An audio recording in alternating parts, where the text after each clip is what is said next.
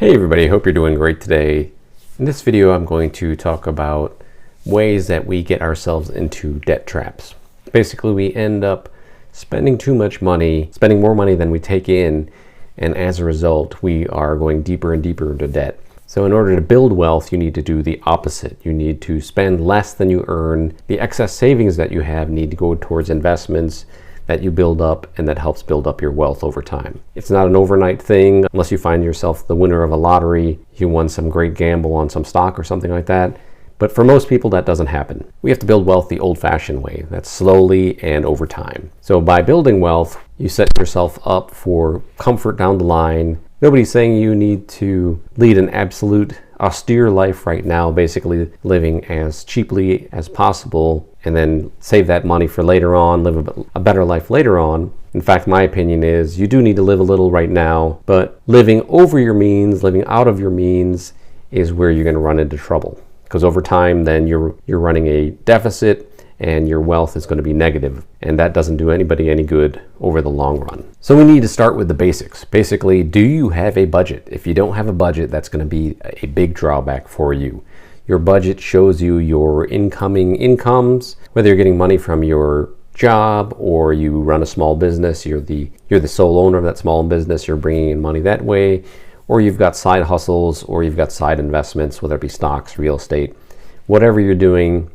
You need to know the total amount of money that's coming in on a monthly basis. And once you know the total amount of money coming in on a monthly basis, you also need to know the total amount of expenditures that you're having on a monthly basis.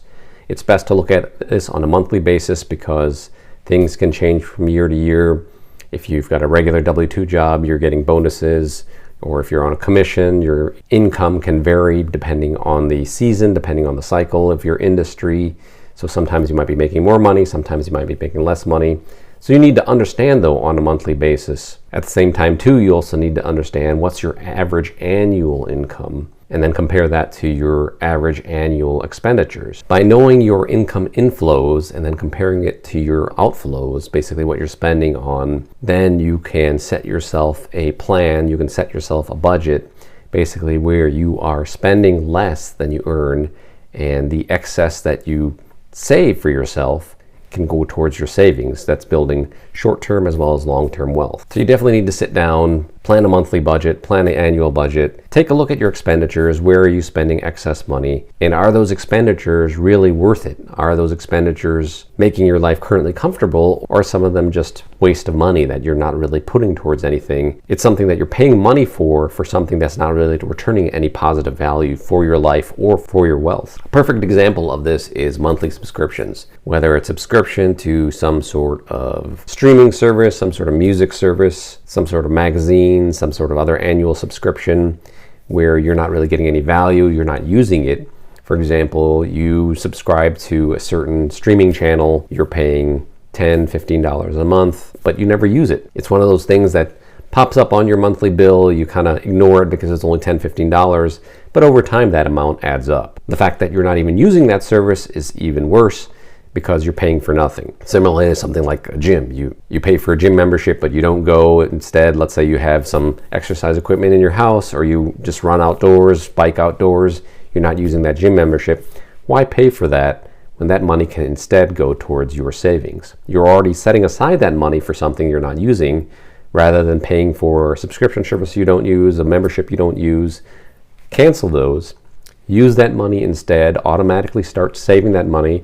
Set up a direct deposit either from your paycheck or from your bank account, so that money goes directly to a savings account, directly goes to an investment account where you're investing in index funds. Especially for those who aren't familiar with investing in the stock market, investing in index funds is a great way to invest in the stock market without getting into the individual stocks where everybody might not know what's a great stock to invest in.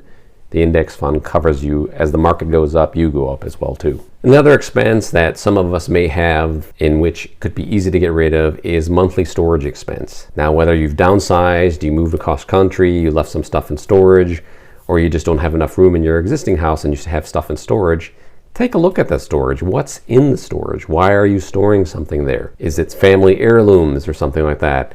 Is it just stuff that you've packed up over time, put in boxes, and then each move it's just been sitting in there, hasn't been touched in years, but there's really nothing of value in there? It's a perfect time to take a look at those boxes, either open them up or just get rid of everything all at once, cancel that self-storage, and save that money instead and put that money towards your investments. For example, the average cost of self-storage is $185 a month. Low cost at $75, a high at $300. This is going to depend on what state you're located in, what location you're located in. So that's still a lot of money going out of your budget per month for storing something that's not really of any value to you. It's not investment. Maybe it has some sentimental value. Depending on what it is, if it's got something like that, then you need to take a look at it. Is it worth it to spend all that money to save it? Pay for storage where it's barely being touched, it's not being touched. Instead, get rid of all that stuff or consolidate it, bring it into your house, find a little corner to put it in, and then get rid of that monthly payment on self-storage. So you cut back on streaming expenses, membership, you're cutting back on self-storage unit. If that's something that you have, look at how much you're saving then. A couple $100s a month on self-storage, another $10 to $50 on streaming services that you're not using. Get rid of those. You've already been spending that money. Take a look at your budget. If you're negative, then you need to get back into the positive. But if some of that money now is positive, you can use that money, take that money, set it aside, start putting it in a savings account, start putting it in treasuries, start putting it in an investment account, index funds. That way you can build your wealth up over time.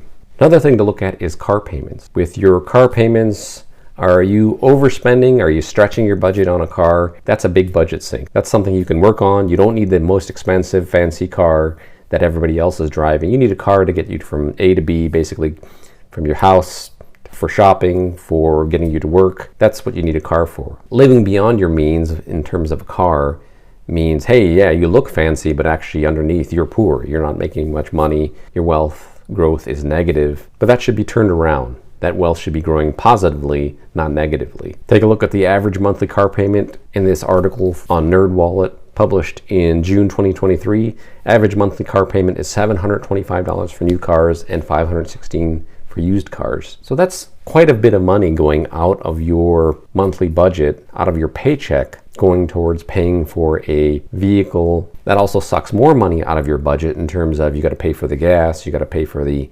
electricity. If you've got an electric vehicle, you've got to pay for oil changes, you've got to pay for maintenance. So basically, that's not really enhancing your wealth. It might make us look fancy, but when it comes down to it, it's actually taking money out of our budget. It's making us spend more money than we need to on something that, hey, if we got a cheaper car, if you got a used car for less money, that works, it's functional, it gets us from point A to B, we're saving that money. That money can instead be saved, invested, and grow your wealth positively over time. One of the reasons car payments are higher now than past is because the interest rate is also high.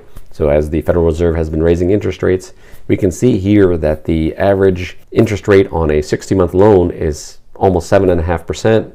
So it's been down in the past where you're down to 4 or 5%. Now we're at 7.5%. Again, that's money you're spending that should be instead saved.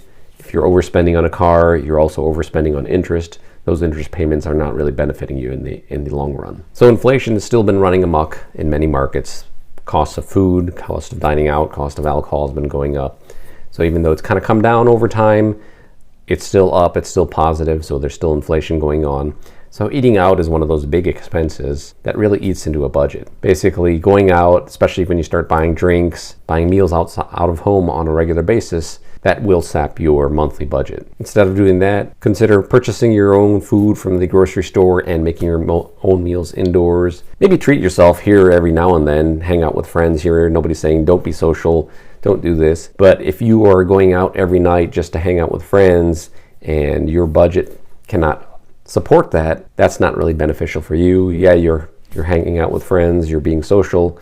You can also do that at home at the same time. Invite your friends over, small gathering. You'll save much more money as compared to eating out. Another big thing that people overspend on is interest rates on credit cards. Basically, if you're already leading a lifestyle right now where you are net negative, your wealth is going down, you're using credit in order to fund your lifestyle. Yeah, it may seem great, it may seem fun, But at the end of the day, as that interest on your credit card grows, you're starting to have to pay more towards interest than you are getting any value out of that. In which case you're spending less on yourself for going out, for treating yourself. That interest is growing, especially if you're not paying that balance down substantially. The interest amount you're paying towards the credit card company is basically you're paying them to lend you money, and their rates are pretty high. This is the average interest rate on credit cards here in February 2023. That's 20% interest on an annual basis. So that 20%, instead of you saving that money and putting it into your accounts, into your savings, you're putting it into the bottom line of these banks. You're basically allowing these banks to profit off of your borrowing.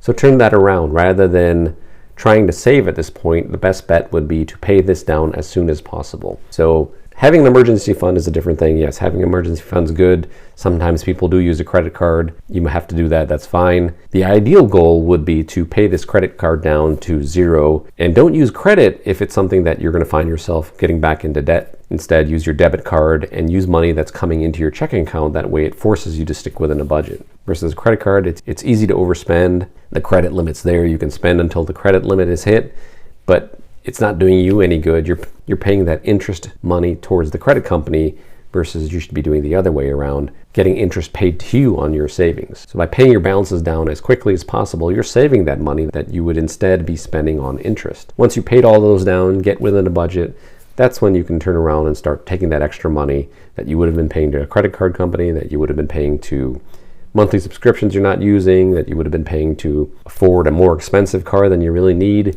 Instead, take that money and start putting it in your own savings account. These days, due to the higher interest rate, savings accounts are paying much more than they were in the past, so it makes sense to put it in savings account. Talk to your stockbroker, talk to your financial advisor about investments that would work for you. Get guidance on that. Put that money away for yourself, put it in your savings account, put it in your brokerage account.